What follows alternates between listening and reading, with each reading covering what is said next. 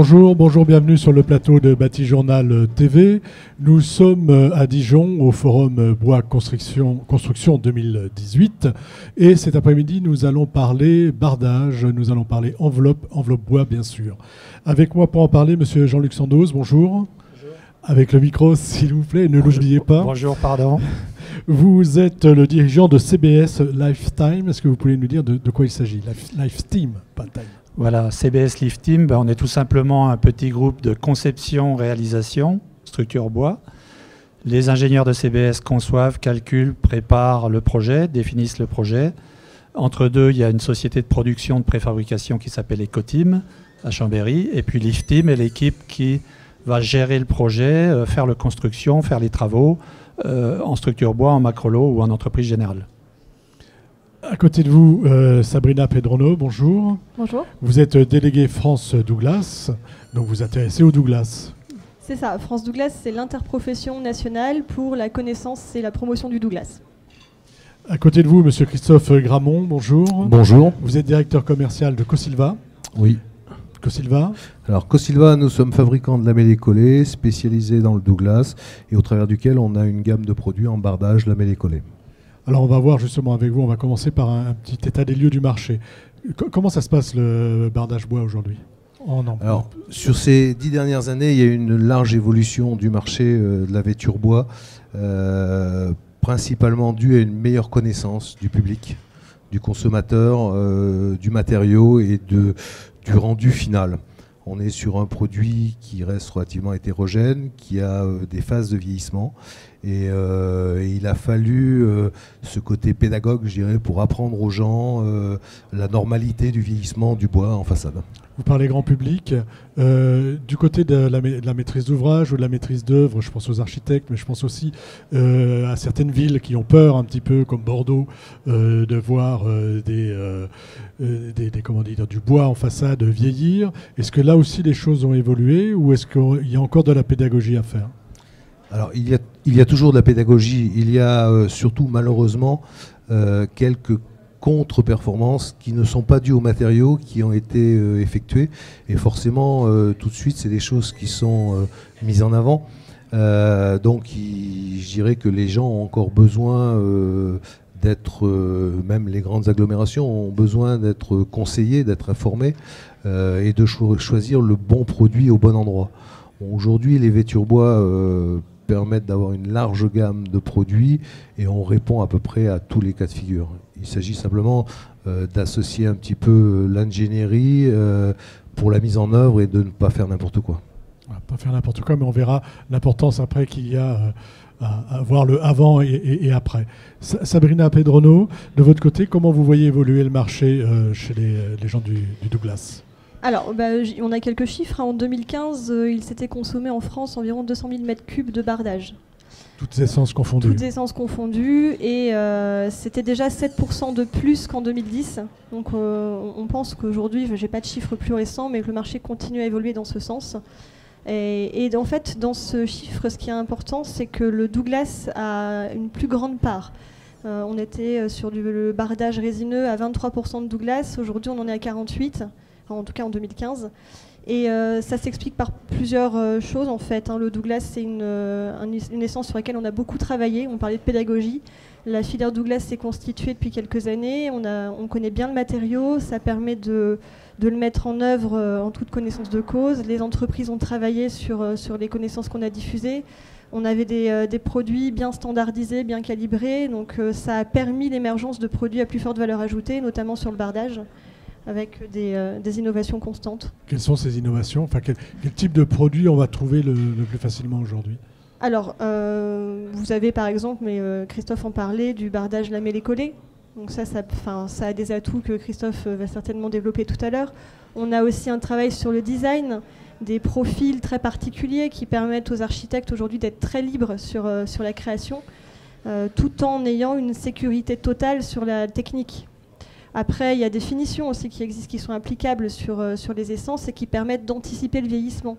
Donc tout ce genre de choses, ça permet de démocratiser l'usage de cette essence en bardage. Voilà, on le démocratise à la fois par le grand public et par la prescription. C'est ça. Les innovations? Alors les innovations, nous on ne peut pas parler d'innovation parce que c'est un produit qu'on a fait, qui est né il y a de nombreuses années. Aujourd'hui on a 30 ans de recul sur un bardage en lamellé collé Douglas. Oui, on a amélioré un petit peu par rapport aux ressources de bois, par rapport aux sélections de matières premières, mais ça reste un produit qui est à la base très stable, très constant. Donc j'oserais pas dire qu'il a évolué ces 10 dernières années. Simplement, il s'est affirmé, on l'a fait connaître, et aujourd'hui, il remplit pleinement ses fonctions par rapport à la stabilité, par rapport à l'architecture et par rapport à surtout la durabilité dans le temps. Monsieur Sandoz, sur cet aspect, on va dire façade bois, comment vous avez vu évoluer les choses avant qu'on parle de vieillissement? Alors oui, ce qui est important de voir, c'est qu'il y a un véritable marché pour le bois en bardage, pour une raison très simple, c'est que quand on regarde la chronologie ou les Dalton de ce qu'on peut prendre comme solution d'enveloppe, le bois est imbattable. Quand je prends un matériau naturel type Douglas, c'est imbattable contre tous les autres matériaux en termes de prix. Donc c'est le prix d'entrée. Donc forcément, quand on cherche des constructions économiques, comme dans le logement social par exemple, eh bien un bardage naturel Douglas simple, c'est imbattable. Donc il y a une demande.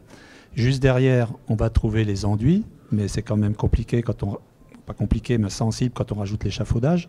Et puis ensuite, on va trouver les traitements, les matériaux synthétiques, le Trespa, Fondermax et compagnie, ou les tôles laquées, ou tous ces éléments.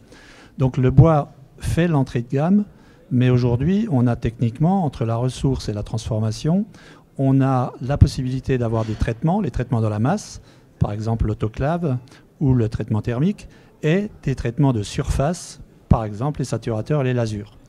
Donc avec le même matériau, on arrive à décliner une gamme qui part de tout en bas pour aller un peu plus haut et maîtriser la couleur et l'architecture et le vieillissement, sans arriver encore dans les prix des matériaux synthétiques. Donc il y a un vrai marché, qui est très pluriel sur toute cette gamme d'architecture bois, logements, centres commerciaux, bureaux et même maisons. Donc un vrai marché parce que le bois est économique.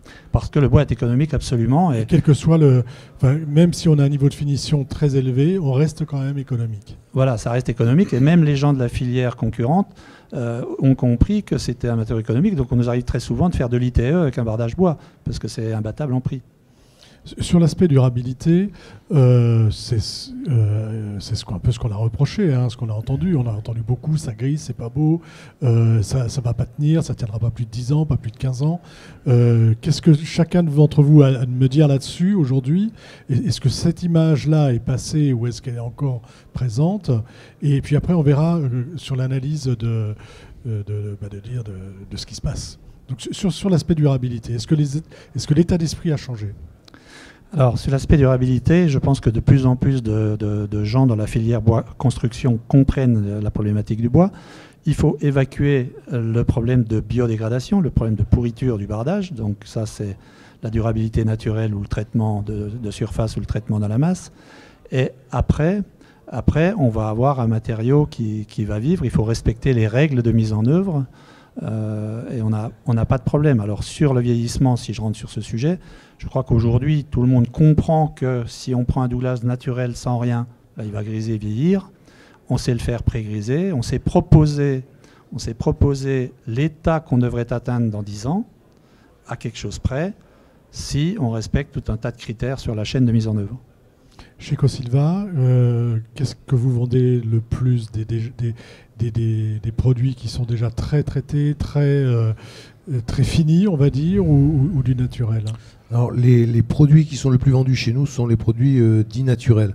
Alors, je mettrai un bémol parce que dans le naturel, je vais intégrer l'autoclave, qui est un produit sans entretien, où on conserve quand même un aspect naturel du bois. On a voulu, nous, depuis 30 ans, essayer de travailler et préconiser quand même l'aspect principalement naturel du bois, en cherchant évidemment à limiter l'impact entretien sur les vêtures. Mais je rebondirai aussi sur ce qu'on disait tout à l'heure, on parlait de pédagogie, mais c'est vrai que encore aujourd'hui, il faut expliquer. Alors, moi je trouve que c'est surprenant parce que nous, on est obligé de se justifier et d'expliquer le vieillissement de nos produits. Par contre, quand on met du bardage métallique, je ne suis pas sûr qu'il y ait une préconisation ni de vieillissement, ni d'entretien.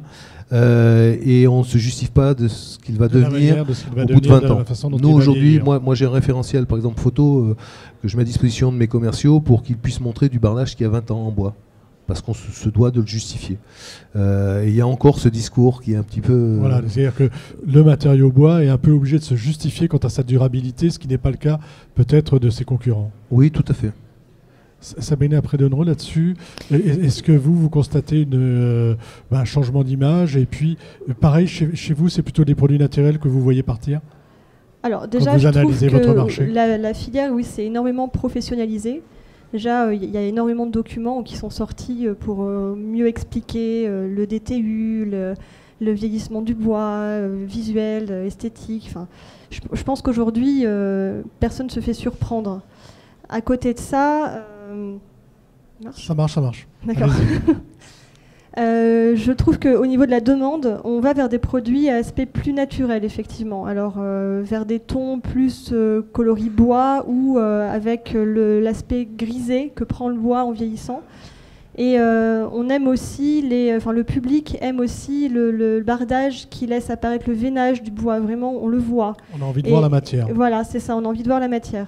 Du coup, les entreprises utilisent aussi des produits de finition qui sont non filmogènes, qui laissent apparaître ces éléments-là, et le public le demande. Je pense au bardage gris, notamment. C'est à une époque, le public pouvait avoir peur du grisonnement du bois.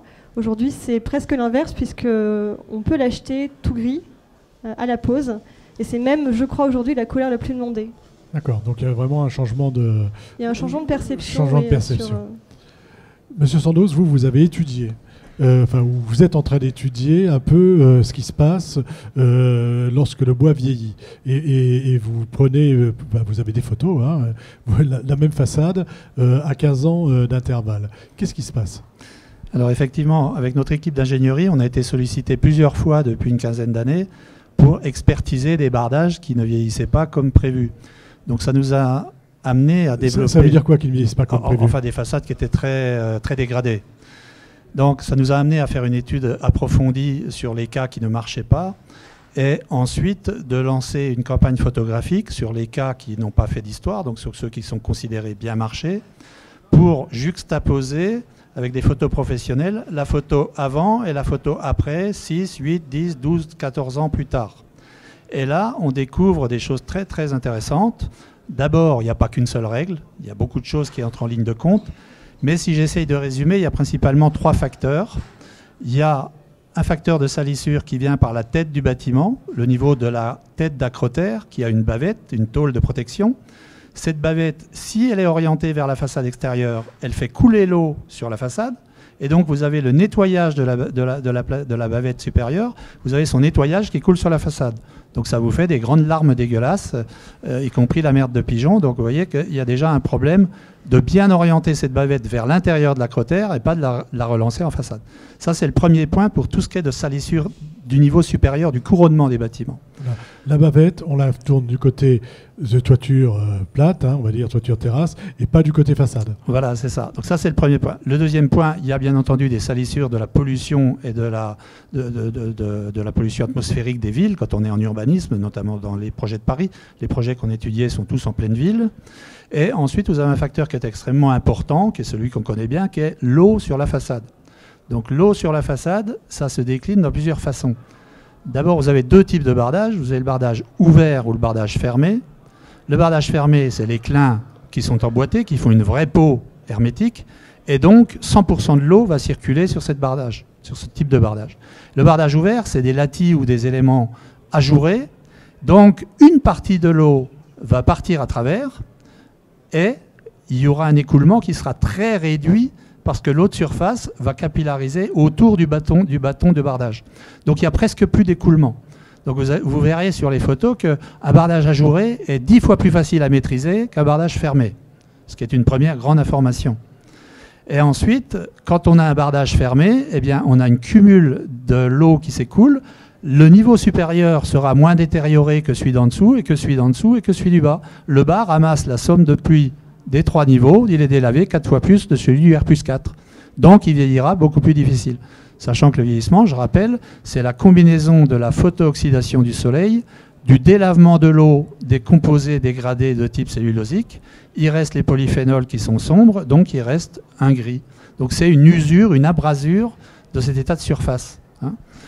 Et donc, ce qu'on a découvert sur notre analyse, parce que ça ne tombe pas sous le... c'est pas du premier coup qu'on s'en aperçoit, vous avez peut-être déjà entendu parler que les bâtiments vieillissent grisent plus en automne. Et en fait, on se rend compte, et je suis en train de développer un peu ce principe théorique-là, que le soleil de midi ne fait pas griser le bois, parce qu'il descend sur une façade à la verticale, et comme j'ai une rugosité de surface, j'ai un effet d'ombrage. Et celui qui fait le plus de mal, c'est le soleil incident, donc c'est après les équinoxes, donc c'est avant l'arrivée du printemps et après l'arrivée de l'automne, où là, avec le soleil rasant, je photographie 100% de l'aspérité de surface, et là, j'accélère le vieillissement. Et c'est très, très flagrant, parce qu'on a des façades où au R+4, ça grise normal, au R+2, ça grise pas. Il y a un bâtiment à côté qui fait obstacle en printemps et en automne, et il n'a pas la projection de lumière. Donc c'est très, très impressionnant, et seul... Je parle de l'humilité du retour d'expérience parce que seul un retour sur 10-15 ans peut nous montrer ces détails, parce que quand on fait la même chose au même moment avec tout paramètre égaux et que le résultat est différent, c'est qu'il y a encore un paramètre qui nous a échappé et on arrive à le détecter. Voilà, il n'y a pas un seul paramètre qui fait vieillir le bois ou qui le fait mal vieillir, on va dire. C'est plusieurs paramètres. Il y a de la conception, il y a de la mise en œuvre, il y a du type de bardage aussi qui va vieillir plus vite que d'autres. Voilà, donc il y a le matériau qu'il faut bien entendu bien choisir, qui peut avoir traitement ou pas traitement. Il y a la mise en œuvre qui est fondamentale. Il faut respecter les règlements et faire ce qu'il faut.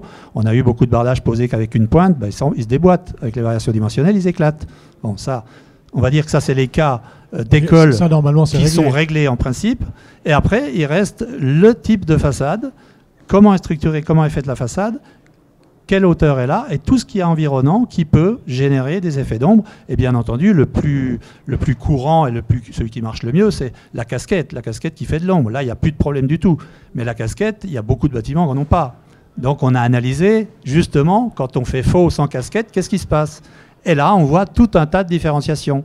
Donc il n'y a pas une règle vraiment universelle, il y a un grand principe de base qui est le bois va griser s'il a du soleil et de l'eau, il ne grise pas s'il est protégé. Il faut écouler l'eau et il faut qu'il soit très bien ventilé pour qu'on n'ait jamais l'eau qui puisse rester accumulée et lancer une pathologie. Ça, c'est les grands principes, c'est ce qu'il y a dans les DTU. Et après, il y a toutes les définitions locales qui vont finir d'ajuster le tableau. D'accord, donc très important en tant qu'architecte, par exemple, de s'intéresser vraiment à l'environnement du bâtiment qu'on va construire. En 30 secondes, même pas. En 15 secondes, tous les deux, une conclusion sur cet aspect façade bois. Comment ça évolue aujourd'hui? Est-ce qu'on est plus sur les bâtiments? Moi, je vois sur les bâtiments de grande hauteur, dont on parle beaucoup, par exemple, il y a assez peu de bois finalement en façade, non?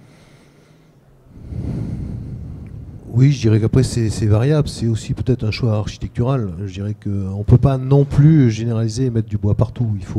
Il faut accepter la variation des matériaux.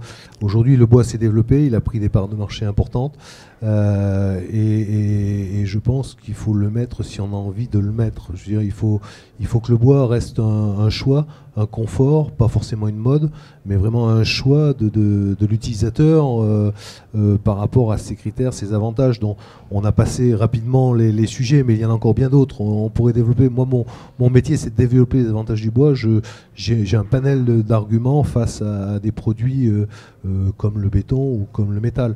Juste pour conclure, moi, je voudrais attirer l'attention sur les gens qui nous écoutent, parce que souvent, on nous appelle sur le bardage, sur des contre-performances, sur des problèmes de salissure.